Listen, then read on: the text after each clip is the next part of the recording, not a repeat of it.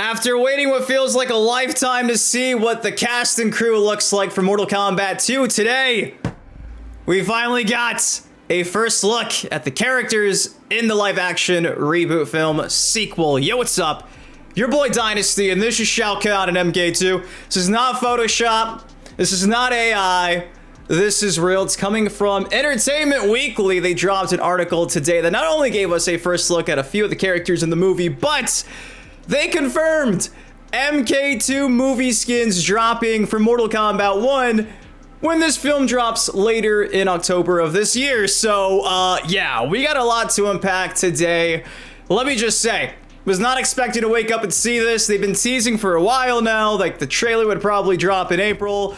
It's not April, it's March. This isn't the trailer, but boy, I'm pretty fucking happy. So before we go over the rest of these screenshots, do me a solid. It takes you a second. Drop a like on the video. I can't believe they did it.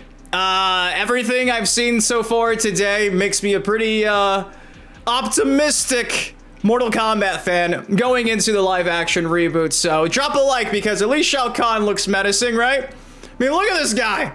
Look at this. This looks like Shao Kahn. They even gave him the dragon skin. So without further ado, let's talk about these screenshots, and I'll read the full article from Entertainment Weekly in a few seconds. But yes, this is the image of Shao Kahn in all of his glory. Obviously took some inspiration from, like, what I want to say is like the recent NetherRealm Studios timeline prior to the most recent reboot. Reminds me of a lot of like Mortal Kombat 9 to like even MK1 Shao in a sense.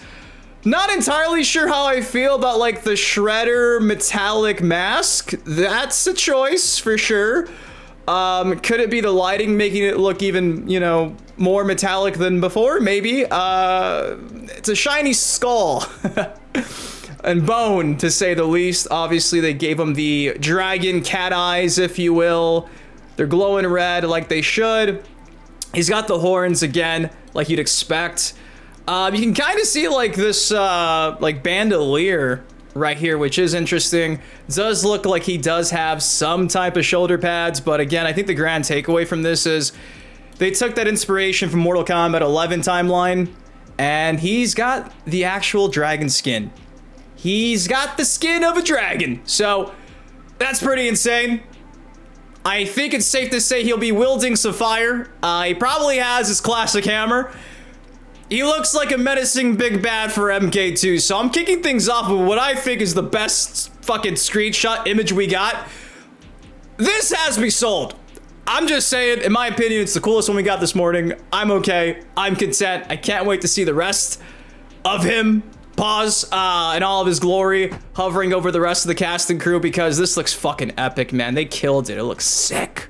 Now, here's the other image that got released, and I think it's funny because in the background, you can actually see, like, the cast and crew holding, like, a boom mic to actually film this scene. We get Liu Kang, Jax, Sonya, and Johnny Cage. Again, this just looks like, Carl Urban wearing a jacket, a biker jacket, and some glasses that don't honestly look like they're worth $500. Why aren't they Ray-Bans? You know, that's my only real complaint. Everyone else is looking pretty reminiscent to what they looked like in the first film. I think this is the exact same thing Ludi Lin wore as Liu Kang in the first movie, if I'm not mistaken. But yeah, Johnny Cage, Carl Urban, he's got highlights in his hair as well. So, again, Johnny did have that in some recent games. We'll see how that looks on screen. But another look at Johnny, Sonya, Jax, and Liu Kang. Now, they also gave us a first look at Kitana and MK2. If you remember, like 6 months ago, they actually teased the fan in this like gauntlet here, but not the full costume. And honestly, I think this looks like Kitana. I don't know what I could say it's inspired off of. It's almost like a mix of like MK, I don't even know. I don't know where the inspiration came from for this. I can't remember the last time Kitana had like almost like a neck brace piece like this. I don't know if she's ever had a neck brace piece like this. Maybe I'm wrong. This is all Kitana, but the neck brace piece, and you got some blue up here at least with the bun. That's kind of cool. I don't know how I feel about the neck piece thing. Maybe I'm tripping. Maybe I'm overlooking a recent game or something. But other than that, I think it looks the part. You can kind of see the set in the background as well.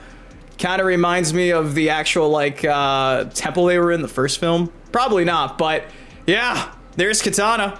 Now, last but certainly not least is Scorpion rocking pretty much the exact same thing he rocked in the first film. In the back, we got some flames.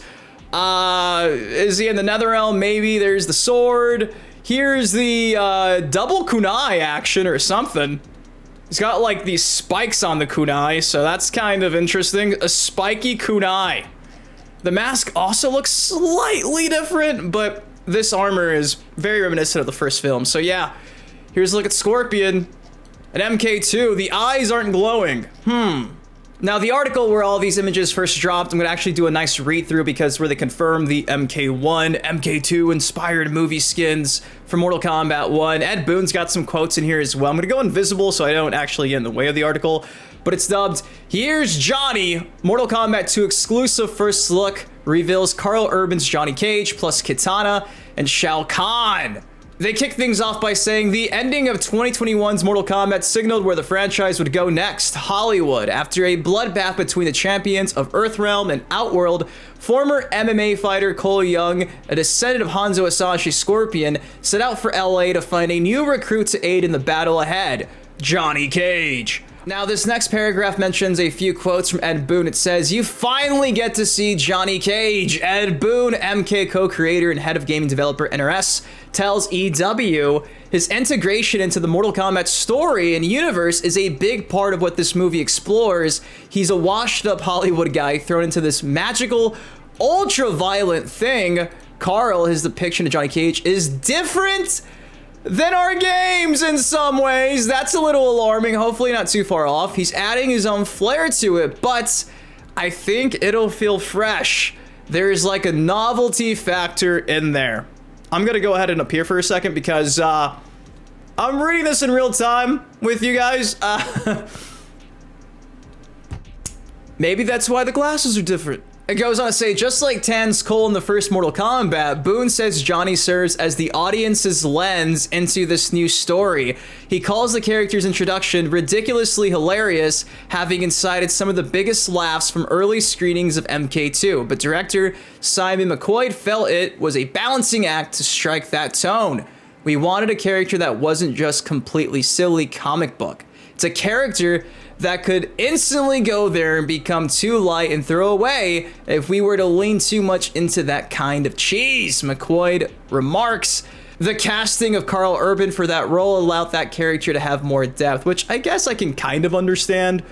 You know what I mean? So long as, like, at the core of it, it feels like Johnny, I could definitely see where maybe him just cracking these really bad one-liners would have just been distasteful for this ultra bloody movie. But when I think of Mortal Kombat, I think of like the campiness. So I hope they found the balance. It seems like they did. Again, crossing my fingers here. We'll have to wait and see.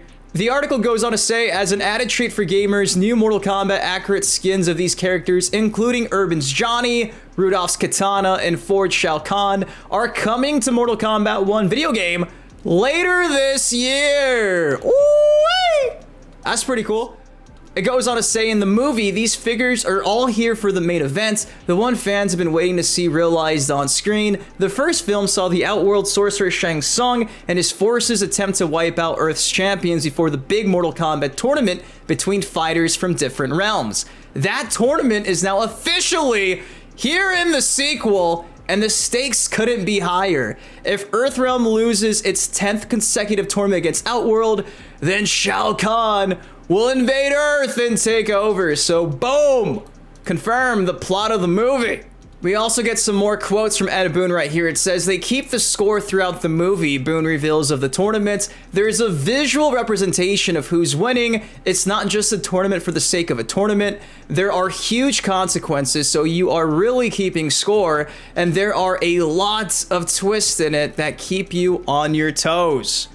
Let's do it. Let's give him a round of applause. The tournament has depth. That's all we've been asking for a while. I'm content. Continuing on, it says, speaking of twists, on the cast list confirmed for MK2 includes NetherRealm Demon Quan Chi, are the returning Josh Lawson and Max Wong, even though their characters, Kano and Kung Lao, spoilers, died in the previous movie. I could say Josh Lawson doesn't play Kano's twin. Boone teases. He points to existing Mortal Kombat lore from the video games that make it possible for such a comeback. We've killed a number of characters who are in Mortal Kombat 1 and our latest games, he says. So we deal with spirits in the Netherrealm and things like that. There are ways to bring dead characters back. So yeah, Mortal Kombat, go to Mortal Kombat. Death is not the end. Goes on to say the ages-long beef between Scorpion and Sub-Zero also refuses to die in Mortal Kombat 2. Though it won't be essential to the narrative, he's certainly making appearances that are significant and necessary for the progress of other storylines. Boone prefaces of Sonata's Hanzo Asashi. He plays a different role. He's not part of the Super Friends trying to defeat Shao Kahn, but his appearance is key, and it's very essential for certain parts. Now, if you remember a couple of years ago, there was a bunch of articles coming out saying that Scorpion would not be in MK2. Then that kind of got shot down really quickly. But it does seem like Boone saying he's not part of the Super Friends trying to, stop and defeat Shao Kahn. What role does he have here? I'm sure it's probably something in relation to his descendant, Cole Young. Again, we'll see how this unfolds, but it's probably not going to be featured too much. Now, closing off the article, it says, all these facets relate to the clear goals McQuaid had coming into making of the sequel. For one, the team wanted to increase the number of female characters. So alongside Sonya Blade and Kitana, there's also Teddy Gabrielle. I believe she's playing, Jade, as well as Anna Thu Win from NCIS Sydney as Queen Sindel, and some undisclosed other characters who will make appearances, the filmmaker says. McQuaid and screenwriter Jeremy Slater also worked to maximize everything with MK2. Just build on where we were, then make it significantly more intense, bigger in scale, bigger in variation, bigger across the board, really as a cinematic experience. Yo, movie of the fall, it seems. Seems like a summer movie, but we'll take it in the fall. Closing off this article from Entertainment Weekly right here, these final two paragraphs, it says, some of that involves the story itself, McQuaid confirms. We go to lots of different realms, so that itself gives the film a very distinct and varied visual approach. Some of it also involves IMAX, which McQuaid says allowed them to be bolder and swing harder. The team took advantage of the big screen format to offer audiences a unique experience when they watch MK2 in IMAX. So yeah, man, I think I gotta see MK2 in IMAX. What I realized was go bigger, go bolder, don't hold back, and really feed off the history of Mortal Kombat more. Just let it rip! And that's what we've done. The director said, let it rip, tater chip. But guys, that's all I got for y'all today. Honestly, this got me pretty damn hyped for the film. I'm not gonna lie. Initially, the last couple months, been a bit concerned. Again, I think I like pretty much everything they got going on. The design choices are pretty true to form. I just still think Shao Kahn looks so fucking menacing. Like, dude. The dragon scales, like, they teased the helmet. I say they. Todd Gardner teased this helmet, I want to say back in December, and I really fucked with the silhouette, and to see this in all of its glory, like, even the teeth, bro. He's got, like, the fucking fangs. Bro, the canines. He looks insane. And like I said, seeing him towering over the rest of the cast is gonna be fucking epic. It's gonna be fucking epic. But guys, what do you all think of this? Let me know in the comment section down below. I'm happy, I'm optimistic. It's dropping in October, so we're only a few months away. The word on the street is trailer will be dropping as soon as next month. I think with them picking up the marketing, that's probably a really good estimation, prediction. I'm happy, man. I'm happy. I'm going into this low expectations, a little bit optimistic, but I like what I see. I like what I see. So hopefully you guys do as well. If you enjoyed the video, it takes a second, drop a like on it. Subscribe for more MK content like this on the channel. Man, Team 1000 tomorrow. MK2 stuff today. Good time to be a Mortal Kombat fan. Hell, Fortnite, Rocket League, MK's everywhere. WB needs money. I love you guys. See you in the next video. Peace.